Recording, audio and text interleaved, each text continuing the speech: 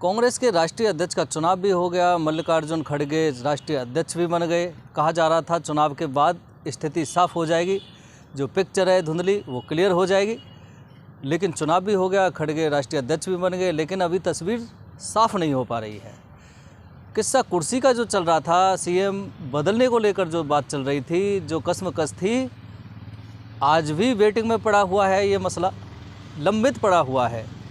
सभी को इंतज़ार है कि इस मसले का क्या होगा, क्या निराकरण होगा, क्या मुख्यमंत्री बदला जाएगा या फिर जो वर्तमान मुख्यमंत्री हैं अशोक गहलोत वो कंटिन्यू रहेंगे।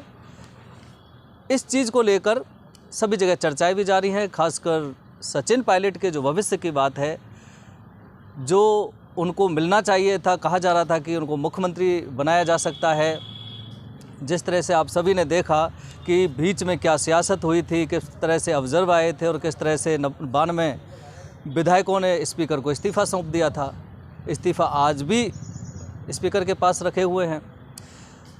इस सारे मसले को लेकर बीजेपी की रार भी चालू हो गई। राजेंद्र राठौड़ की रार भी देखने को मिली। उनका कहना है कि 92 इस्तीफ़ा जो स्पीकर साहब के पास पड़े हुए हैं उनको एक्सेप्ट कर लीजिए, यानी कि अल्पमत में सरकार आ जाए, समय से पूर्व चुनाव हो जाएं। तो देखिए, कांग्रेस में तो कलह चल ही रही है मुख्यमंत्री पद को लेकर। 92 इस्तीफ़ा कांग्रेस के विधायक भी दे चुके हैं, एक्सेप्ट नहीं हुए वो एक अलग बात है। लेकिन अब बीजेपी कांग्रेस को घेरने में लगी हुई है और बीजेपी की ये मांग है स्पीकर से कि 92 जो इस्तीफ़ा विधायकों के आपके पास पड़े हुए हैं उनको तुरंत प्रभाव से एक्सेप्ट कर लिया जाए। तो क्या लगता है, अगर वो 92 इस्तीफ़े एक्सेप्ट कर लिए जाएंगे तो क्या लगता नहीं कि बीजेपी भी इस मूड में है कि कुछ महीने के लिए वह सरकार बना ले? क्योंकि बीजेपी को भी कहीं ना कहीं ये लगता है कि कांग्रेस की जिस तरह से स्थिति खराब हुई है इन 4 सालों में, जनता जिस तरह से परेशान है, जिस तरह से इनकी आपसी कलह है, तो कांग्रेस को तो आना नहीं है सत्ता में, तो फिर हम 8-7 महीने के लिए सत्ता क्यों बनाएं, क्योंकि हम तो पूरे 5 साल चलाएंगे। बीजेपी की ये सोच हो सकती है, लेकिन बीजेपी के अंदर भी कांग्रेस की तरह बगावत, गुटबाजी और आंतरिक कलह पूर्ण रूप से देखने को मिल रहा है।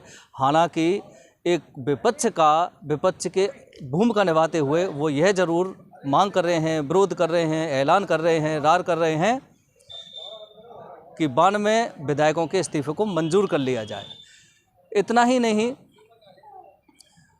कांग्रेस के जो हालात हैं, लोग कहते हैं कि बीजेपी की वही हालात रहेंगे, क्योंकि महारानी वसुंधरा राजे वो भी महल से निकलकर सड़क पर आ चुकी हैं, जनसभाएं कर रही हैं, देवदर्शन यात्रा कर रही हैं, भीड़ जुटाकर शक्ति प्रदर्शन का एक मैसेज आला कमान को दिया जा रहा है कि वसुंधरा राजे को हल्के में नहीं लिया जाए।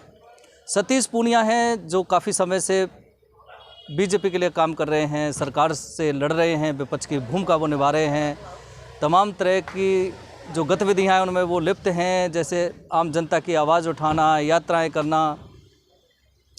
तो सतीश पूनिया अपनी जगह लगे हुए हैं as a president of state BJP. वहीं वसुंधरा राजे को भी ये लगता है कि मेरे जो जूनियर नेता हैं ये कहीं तीर को नहीं उड़ा ले जाएं और मैं नीचे रह जाऊं, इसलिए वसुंधरा राजे भी बिल्कुल आमने सामने आ चुकी है, जनता के बीच आ चुकी है, सड़क पर चल रही हैं। देवदर्शन यात्रा का बहाना हो या फिर कोई अन्य बहाना हो, अपना शक्ति प्रदर्शन दिखाने में वसुंधरा राजे भी पीछे नहीं हो रही हैं।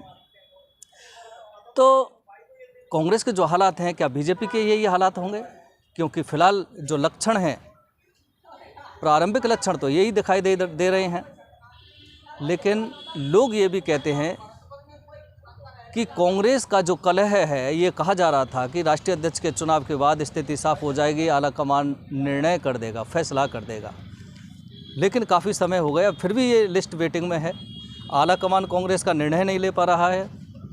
अगर आला कमान निर्णय लेगा, कब लेगा, क्या निर्णय लेगा, उसका इंतज़ार किया जा रहा है। लेकिन लोग ये भी कहते हैं कि बीजेपी में चाहे आंतरिक घमासान चल रहा हो, पर्दे के पीछे चल रहा हो, लेकिन बीजेपी के आला कमान जब फैसला करेगा तो तुरंत कर देगा। और ये जो शक्ति प्रदर्शन यहाँ किया जा रहा है, चाहे वसुंधरा राजे हो या अन्य कोई नेता हो, आला कमान तुरंत फैसला कर देगा और इन सबको मानना पड़ेगा, क्योंकि बीजेपी का आला कमान काफ़ी मजबूत माना जाता है। जो फैसला कर देते हैं तो कर दिया।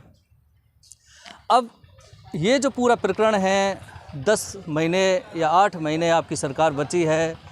सचिन पायलट ने जिस तरह से मेहनत की है, जिस तरह से पूरी ये कोशिश की है, उस कोशिश का, उस मेहनत का फल आज तक तो नहीं मिला है, लेकिन आला कमान पर फैसला छोड़ा है। और सचिन पायलट जिस तरह से धैर्य रखे हुए हैं, जिस तरह से लोग कह रहे हैं कि सचिन पायलट बहुत धैर्यवान हैं, धैर्य रखे हुए हैं और एक अच्छे समय का इंतज़ार कर रहे हैं, इसलिए वो चुप्पी साधे हुए भी हैं कि आला कमान शायद सकारात्मक फैसला करेगा, वो भी स्टेट कांग्रेस के हित में, क्योंकि आगामी 1 वर्ष बाद चुनाव भी होना है विधानसभा का, उसके दूसरे वर्ष लोकसभा का चुनाव भी होना है। तो इन सारी दोनों चुनावों को देखते हुए, पूरी स्थिति को देखते हुए आला कमान कांग्रेस का फैसला लेगा। उस फैसले के क्या मायने होंगे, फैसले के बाद हालात कांग्रेस के क्या रहेंगे, किस तरह से विधानसभा का हालात होंगे, लोकसभा की तस्वीर क्या रहेगी, क्योंकि ये भी नहीं भूलना चाहिए कि राजस्थान में 25 लोकसभा सीट भी हैं। तो ये जो सारी स्थिति है, इस बात का जो कई महीनों से जो ये घमासान चला हुआ है, पूरे प्रदेश की जनता को इंतज़ार भी है कि कांग्रेस का आलाकमान फैसला क्या करेगा और कब करेगा।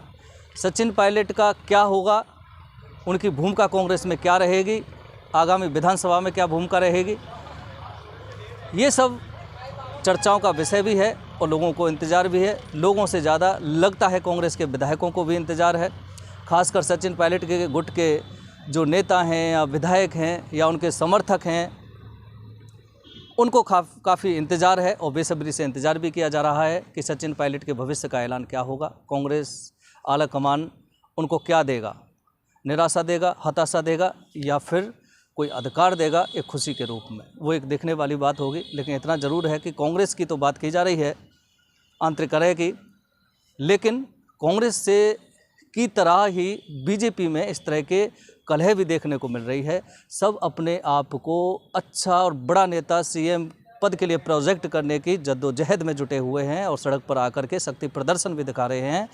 खासकर 2 बार मुख्यमंत्री रह चुकी वसुंधरा राजे ये कतई नहीं चाहेंगी शायद, जिस तरह से लोग कहते हैं, कि कोई भी उनका जूनियर नेता उनकी जगह ले पाए। इसी तरह अशोक गहलोत के लिए भी कहा जाता है कि अशोक गहलोत जो 3 बार मुख्यमंत्री रह चुके हैं, वह भी नहीं चाहेंगे कि कोई भी उनका जूनियर नेता उनकी जगह ले ले। अब देखना ये होगा कि समय क्या कराता है और दोनों ही पार्टियों के आलाकमान क्या निर्णय करते हैं कि जो 2 बार और 3 बार मुख्यमंत्री रह चुके हैं प्रदेश में, कांग्रेस और बीजेपी के दोनों नेता, क्या इनके आलाकमान इनकी जगह किसी जूनियर और अनुभवी नेता को बिठाएंगे या फिर मजबूरी में इन दोनों को नेताओं को ही इसी पद पे कंटिन्यू रखेंगे। ये इंतज़ार जनता को भी है और दोनों पार्टियों में सभी के नेताओं के समर्थकों को भी है।